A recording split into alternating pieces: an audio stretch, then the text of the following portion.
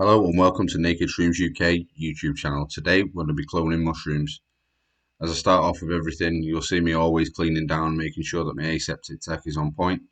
So I'm using 70% isopropyl alcohol to wipe down my surfaces and clean kitchen roll to take off any excess. The flow hood is on and running, and it's been running for about 40 minutes to an hour. I'm going to bring in the rack to keep everything off the surface for any cross contamination. Spray down the rack to make sure nothing's been transferred over. Spray my hands again to make sure that we've not picked up any contamination while we reach for the rack.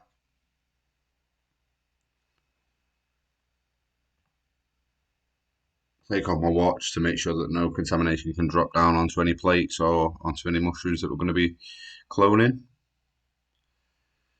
Give your arms and hands a thorough rub.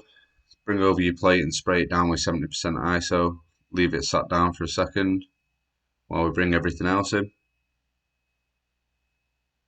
Bring over the mushroom, spray it down thoroughly with isopropyl alcohol. We've got a contact time of a minute for 70% isopropyl. As you'll see here, there's a little bit of excess on there, so I just want to take off the excess.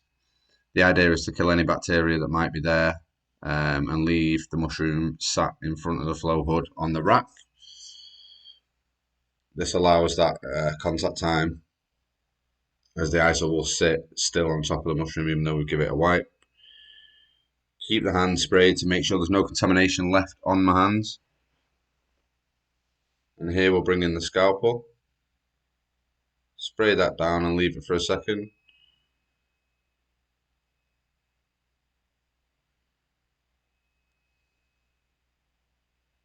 Wipe off any excess isopropyl to stop any drips from getting onto the plate or anything like that. Pull off the parafilm, put it to one side, out of the way, out of the work area. Pick up the scalpel, wipe it off. I suggest you do this with the back of the blade facing towards you, the sharp end of the blade facing away. Make sure it stays in the flow hood. You're not going to use the scalpel to open the mushroom. We're going to squeeze and tear the mushroom open to stop any bacteria that could be on the outside from getting inside the mushroom, as the inside tissue will be clean and free from contamination. Now here's the fun bit. You'll see I have some fun getting this sample. So it can be a little bit tricky where the mushroom's just a little bit wetter at the bottom. You just want to dig in there and get yourself a nice clean sample of tissue. A mushroom biopsy. And the aim here is to get a nice, it only needs to be a small bit, a small piece of tissue to be able to move over to the agar plate.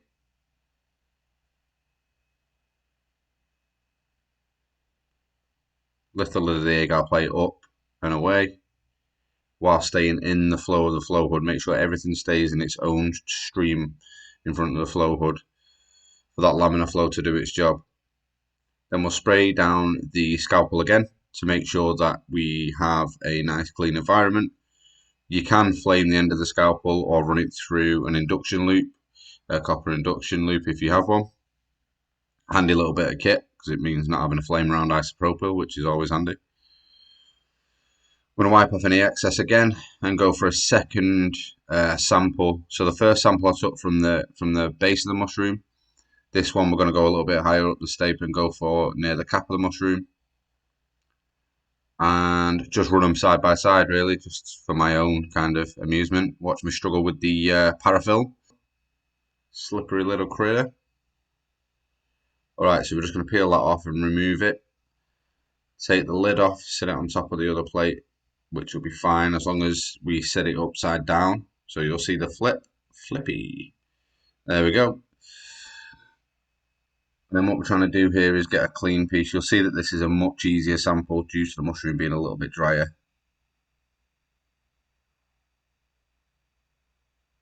And then transfer that straight over onto the agar. Tap off any excess moisture away from the plate. And then drop it down. There is a little bit of condensation, the room has heated up. And bish bosh. We're going to wrap these now So we've got the parafilm sat to the left of the screen. Just going to clean myself down. And then always fold your parafilm in half. Well, this is the way I like to do it anyway. Paper side out, wax side in. There is a little bit of gum from the packet on this parafilm, but it'll be sat on the outside of my plate, so not to worry. I know it's going to be sterile. And then we can peel away the parafilm, the waxy parafilm from the paper. Pick up the plate and begin to wrap. The trick with this is to keep your hands close together and then pull apart with one finger over the end of the parafilm and turn and wrap and pull it so it's nice and tight. And then I like to pull the end as tight as I can. It sometimes does break off, but it does give you a nice finish. So yeah, you can see there that's done.